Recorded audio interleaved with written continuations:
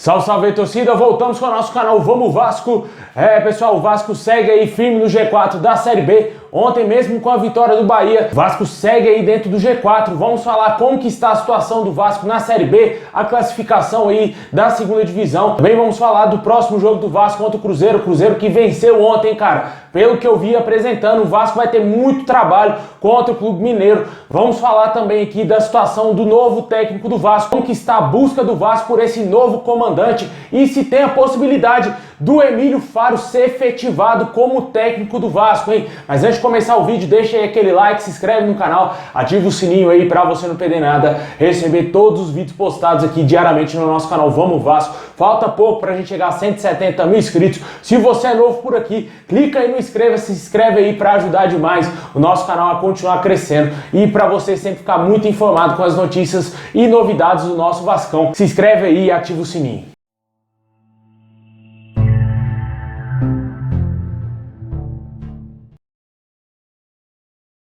Bom, pessoal, o Vasco aí está na terceira colocação da Série B do Campeonato Brasileiro com 21 pontos. Ontem no jogo de 6 pontos o Bahia acabou vencendo o Sport e ultrapassou o Vasco aí na tabela, né? O Bahia chegou à segunda colocação com 22 pontos. O Vasco está 1 ponto atrás do segundo colocado, que é o próprio Clube Baiano, e está hoje a 7 pontos do primeiro colocado, Cruzeiro. Além da distância também para o quinto colocado, o Grêmio, ter permanecido a mesma de 4 pontos, porque ambos venceram na rodada, né? O Vasco precisa aí vencer o Cruzeiro de todas as maneiras no Maracanã no próximo domingo. O jogo aí extremamente importante para o Vasco. Não somente para o Vasco ir à caça do primeiro colocado e quem sabe chegar nas próximas rodadas da primeira colocação, e também para o Vasco se distanciar do quinto colocado, que é o que mais interessa na minha opinião, né? O Vasco, quanto mais longe estiver da quinta posição, é melhor para o nosso clube, né? O Vasco tem que se estabelecer cada vez mais dentro do G4, para depois ficar bem difícil do Vasco perder pontos e quem sabe até mesmo sair do G4, né? O Vasco precisa entrar bem focado nesse jogo contra o Cruzeiro, vai ser um jogo muito difícil. Ontem eu assisti o jogo do Cruzeiro, o Cruzeiro amassou o CRB,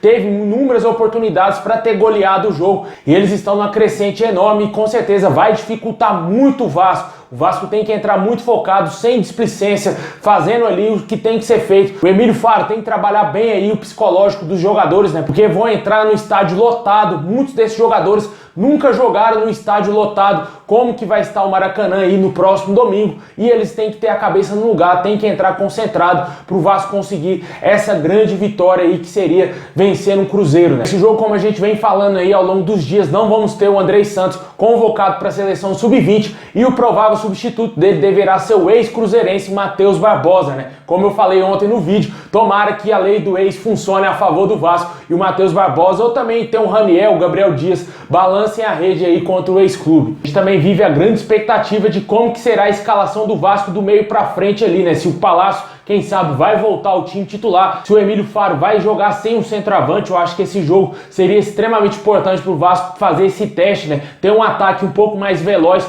para tentar surpreender o Cruzeiro, né? O Cruzeiro que vai estar desfalcado, não vai ter o seu melhor zagueiro ali, que é o Eduardo Brock, o capitão da equipe, está suspenso, e o Vasco pode aproveitar isso, jogando com um ataque um pouco mais leve. Na minha opinião, tendo ali aquele quarteto com o Nenê na criação, Gabriel Peck, Figueiredo e também o Carlos Palácio, seria a melhor opção para o Vasco conseguir surpreender o Cruzeiro nesse jogo, né? Mas provavelmente pode ser que o Raniel, que estava tratando de lesão, volte ao time titular se tiver 100%, ou o Getúlio continue no time, né? Tomara que isso não aconteça e que o Emílio Faro teste ali o Figueiredo como centroavante, como ele jogou na Copa São Paulo, que foi um dos artilheiros da competição. Deixa aí nos comentários o que você acha desse momento atual do Vasco na Série B. O Vasco infelizmente acabou caindo para a terceira colocação, mas está ali no bolo, né? Está com 21 pontos e com certeza a gente espera uma boa vitória contra o Cruzeiro para o Vasco se aproximar cada vez mais da primeira colocação.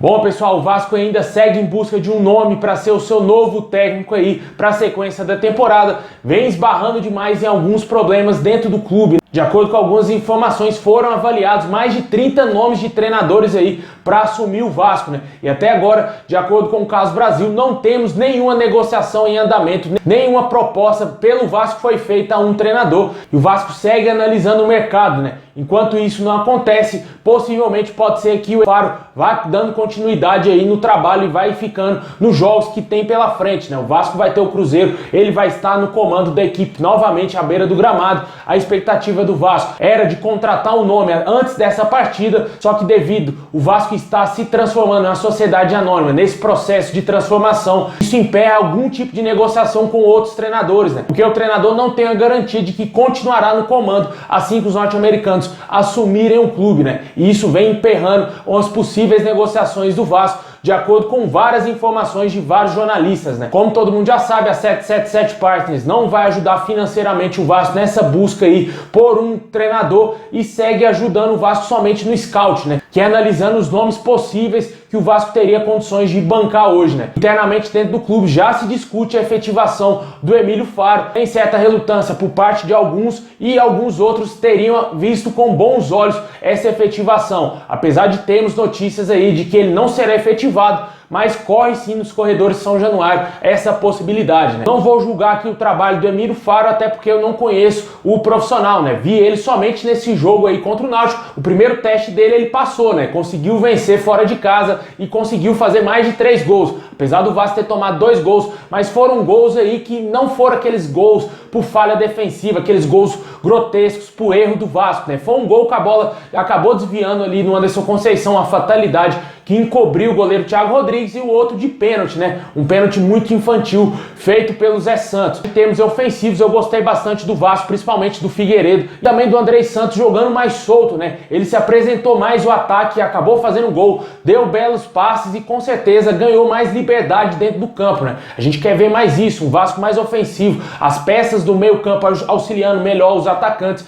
para que o Vasco consiga fazer mais gols durante os jogos, né? Mas enquanto a gente não tem uma posição, vários nomes seguem aí sendo especulados. Ontem a gente falou daquele técnico português, o Henriques, né? Estava lá no futebol português treinando o Moreirense, está atualmente sem clube. Ele antigamente foi especulado no Internacional e agora vem sendo especulado no Vasco. De acordo com algumas informações, o Vasco teria sim procurado essa possibilidade aí. Até o momento não temos uma posição se ele vai fechar ou não. Outros nomes seguem sendo aí analisados pelo Vasco. A gente trouxe aqui informações do Maurício Souza e também do Humberto Lousa, além de outros nomes aí que correm por fora, como o próprio Anderson Moreira. Não temos uma posição concreta de quem será o técnico do Vasco e somente especulações. Infelizmente a SAF só deverá acontecer no Vasco a partir de julho e possivelmente pode ser que o Emílio Faro fique interinamente até ser decidido a vinda dos norte-americanos e eles decidirem quem será o novo técnico do Vasco. Deixa aí nos comentários se você daria uma oportunidade para o Emílio Faro continuar trabalhando ou se você contrataria um treinador, talvez aí um técnico estrangeiro ou um técnico brasileiro.